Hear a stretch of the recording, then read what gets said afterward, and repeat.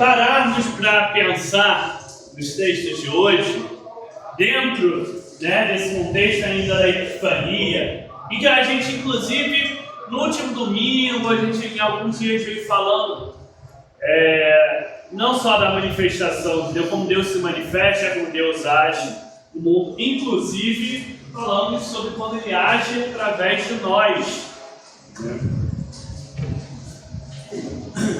E aí, quando vamos aos olhos, à luz desse contexto do calendário da cruz, para a gente parar para pensar no texto de hoje, a gente pode pensar, primeiro, que Deus, Ele age de forma a não se prender a regras, ou não se prender ao que a gente espera, não se prender a formas que nós queremos que Ele vá agir. Nós não conseguimos colocar Deus numa caixinha. Isso a gente vê muito claro quando o apóstolo vai falar Deus destruir a sabedoria dos sábios, Deus a loucura, que é mais sábia, do que a sabedoria do nosso mundo. Quando a gente vai olhar a carta do apóstolo, ele faz sempre esse jogo com uma certa contradição. Ele sempre faz esse jogo da fraqueza, que é a força, da loucura, que é a sabedoria. Essa aparente contradição também vai aparecer no Evangelho, Essa cortina pulando aqui.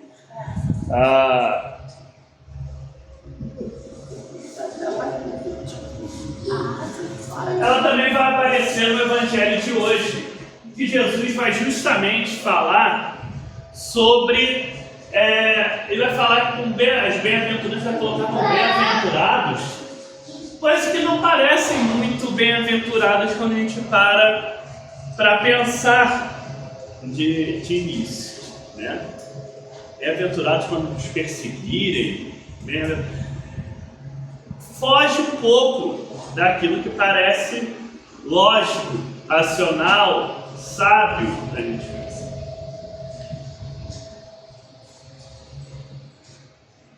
É por isso que a gente não consegue pensar como Deus pensa. A gente não tem a capacidade de entender 100% os planos de Deus, pelo menos não de um imediato. Aí o tempo é que aquilo vai começar a se encaixar, no que era cabeças, um caminho que às vezes parece para a gente tão sinuoso, tão difícil, não parece ser o caminho mais óbvio, o caminho mais fácil. É por isso também que a mensagem da cruz, o apóstolo vai falar, a gente cantou sobre ela isso é como loucura. A cruz, que é aquilo que havia de pior, é sempre importante a gente lembrar, porque hoje em dia a gente, até graças a deu muito sentido do que era a crucificação. A gente perdeu muito a visão do que aquilo era. Porque hoje, para nós, a crucificação já se tornou algo positivo. A gente já tem um outro olhar após Cristo. Mas a cruz era a coisa mais aterradora, cruel, mais terrível que se podia pensar naquela época. Era uma forma de você torturar de todas as maneiras, física, psicologicamente, aqueles que eram os piores inimigos e dar um recado aos demais. E pensar que essa coisa tão terrível, especialmente contra um inocente, pode Deus ter feito algo bom, ter tirado algo bom daquilo que é pior cenário possível, é um pouco de loucura. É justamente por isso que a mensagem encontrou muita resistência ali. Paulo, quando ele vai fazer a pregação dele, ele consegue muitas vezes ser até bem ouvido, mas quando chega nessa parte, ficava mais difícil para as pessoas engolirem.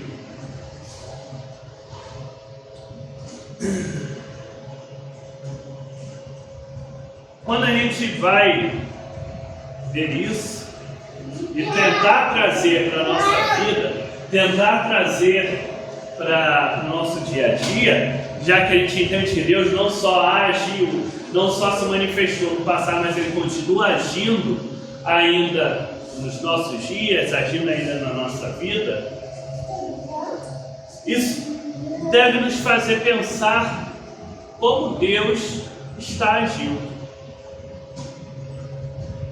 Porque se Ele age de uma forma nem um pouco óbvia, se Ele age de uma forma que seria a última que a gente pensaria, ou a gente nem pensaria,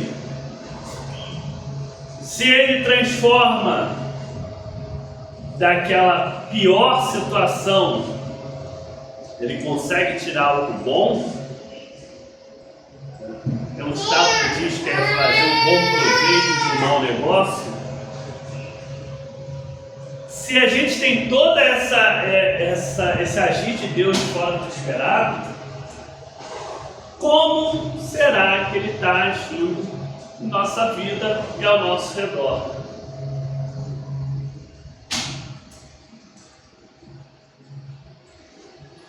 Isso vai exigir muito mais discernimento da nossa parte, para poder entender, poder perceber o agir dele. Porque quer dizer que é justamente onde a gente não espera que ele vai estar agindo.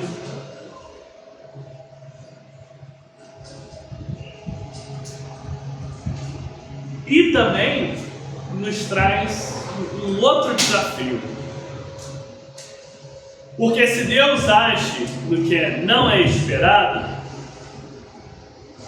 até para a gente viver aquilo que agrada a Ele, vai se tornar um pouquinho mais complexo. Eu sempre gosto de lembrar que Jesus fez quase uma pegadinha com a gente. Porque quando Ele fala de nós amarmos a Deus sobre todas as coisas, o próximo como a ti mesmo, como a gente leu lá no sumário da lei hoje, durante a liturgia, à primeira vista pode parecer que ele facilitou o processo. Mas se a gente for parar para pensar, se por um lado ele facilitou, por outro ele complicou as coisas. Porque era muito mais fácil quando a gente estava só com um conjuntinho de leis, de regras, assim, você faz isso, não faz aquilo e pronto. Mas quando ele te coloca nessa situação, como igual no Antigo Testamento, já o profeta vai nos chamar, e vai nos chamar numa situação que parece até muito contraditória também, que ele fala que Deus, ele justamente questiona as pessoas estarem ali vivendo a aplicação daquelas regras religiosas. Inclusive ele cita regras religiosas também de outros povos e do povo de Israel, e ele fala que aquilo ali tudo é bobagem no final das contas, mas ele coloca que o que Deus quer mesmo é que andemos na justiça e amemos a misericórdia, e justiça e misericórdia são dois conceitos muito difíceis às vezes da gente conseguir encaixar, porque a nossa tendência é como humanos, normal, ou é cair completamente para um lado ou cair completamente para o outro. E aí a gente cai numa certa misericórdia ingênua que se torna displicente com a justiça, ou a gente cai numa justiça dura, cega, terrível, e que a gente acaba tendendo a ignorar a misericórdia.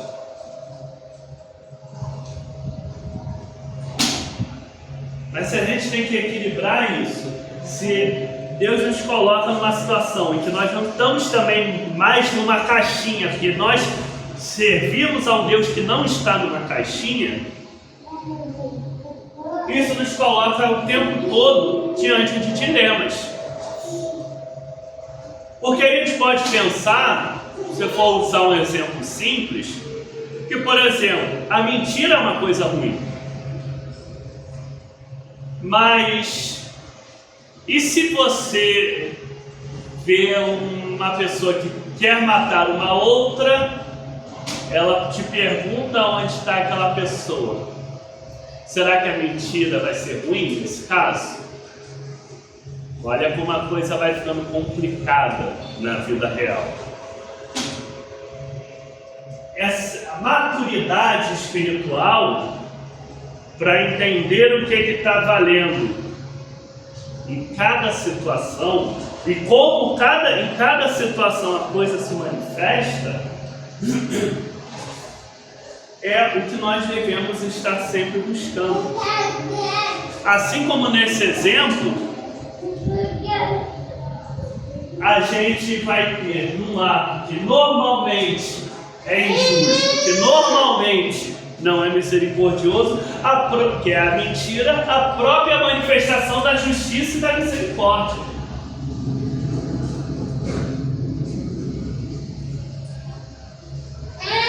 A vida, ela não é simples, ela não é uma coisa que a gente possa fazer essa tabelinha de certo e errado. O certo e errado são mais complexos, são mais difíceis. E se ter esse certo e errado mais complexo, por um lado, nos permite entender que aquilo que parece não é, nos desafia a estar o tempo todo atentos. Porque se eu não tenho só uma tabelinha para seguir, então eu passo a ter uma responsabilidade constante.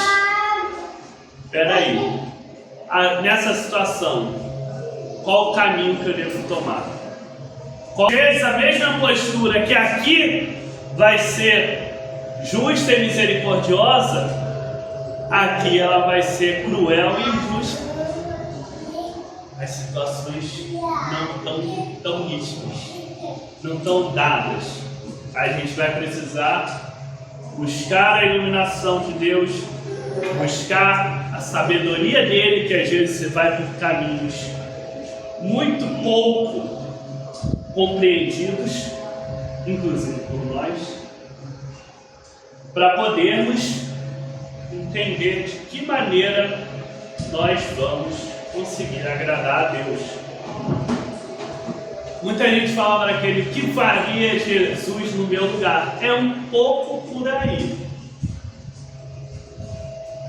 A gente tentar entender naquela situação como agiria Jesus.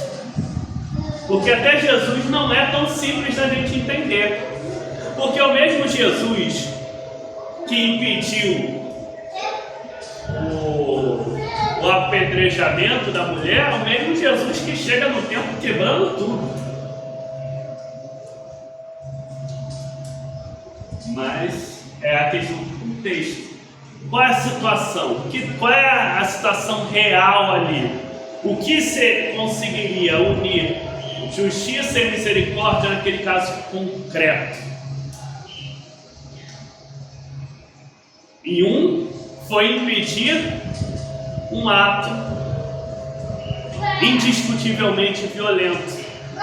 No outro, foi agir de uma forma, à primeira vista, violenta, para impedir uma outra violência maior.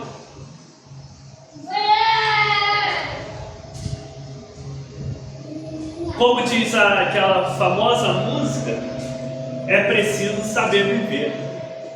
E é isso que a gente é colocado diante dos textos de hoje, diante das Escrituras. Somos chamados a tentar entender o nosso chamado, a graça de Deus, a sua justiça e a sua misericórdia no mundo real, em situações concretas, em situações que não estão previamente definidas, que a gente não tem um manualzinho que diz, opa, peraí, aqui nesse caso, nesse caso aqui é assim. Ah não, com esse eu vou agir assado. Ah, eu vou pensar aqui assim ou eu vou agir assim. Não é. Faz uma pegadinha quando Jesus faz isso. Porque trazer essa ideia do amor ao próximo, né, de amor a Deus, ao invés de simplesmente um monte de regras fixas que muitas vezes mais atrapalham do que ajudam, nos chama a responsabilidade. E a responsabilidade, ela nos traz liberdade, mas ela também nos cobra. Porque se a gente é responsável, a gente não pode mandar por ninguém.